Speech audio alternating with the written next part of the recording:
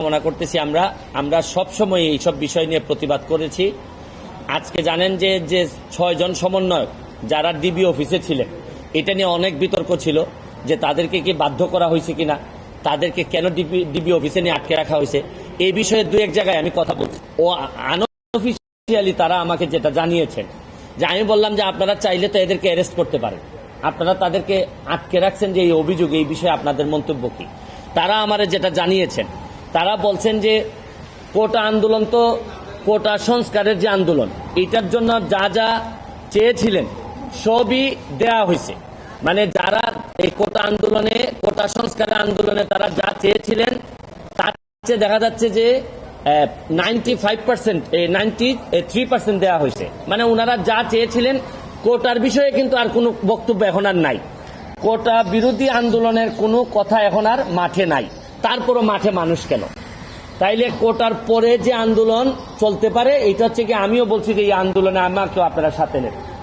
যদিও সাথে নেন কোনটা, এটা হচ্ছে এই আন্দোলন করতে গিয়ে যারা নিহত হয়েছেন, যারা আহত হয়েছেন, তাদের এই প্রক্রিয়াতে কার কার দায় আছে, ভুল হয়েছে কিনা, পুলিশ কি এক্সেসিভ ফোর্স ব্যবহার করছে কিনা, পুলিশ কি এই আনআর্ম যারা তাদের ব্যাপারে গুলি করতে পারে কিনা, এগুলা নিয়ে আপনাদের আলোচনা হইতে পারে।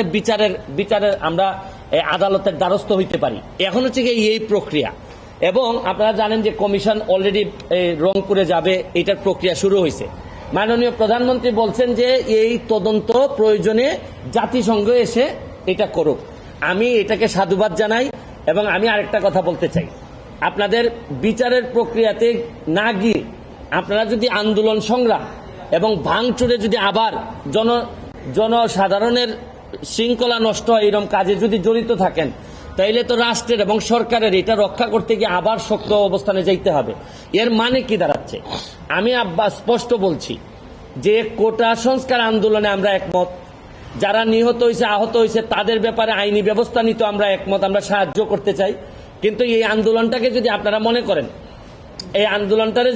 মনে করেন যে এখন আপনারা সরকার পতন করবেন, আপনারা মাননীয় প্রধানমন্ত্রীকে কোনোভাবেই দেখতে চান না, তাই এই আন্দোলনে তো আমরা সব একমত না।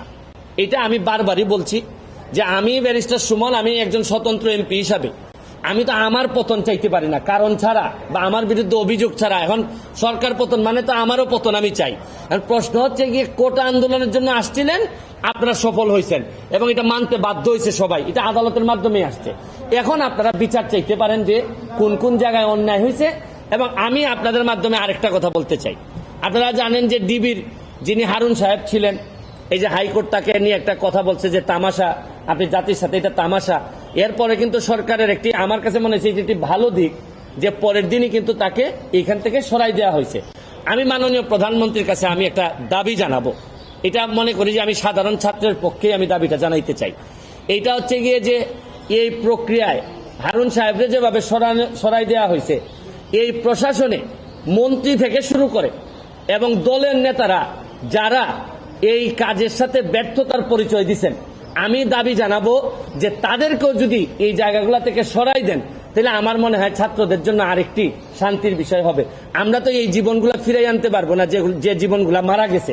অন্তত তাদের আত্মার শান্তির জন্য আমরা যে সব জায়গায় এই ব্যর্থতা আছে, এই মানুষগুলার যদি আমরা সরাই দেই, তাহলে আমি মনে করি দল, দেশ, ছাত্ররা যারা আন্দোলন করতেছে তাদের জন্য, তাদের পরিবারের জন্য একটা শান্তির বিষয় হবে বলে আমি মনে করি।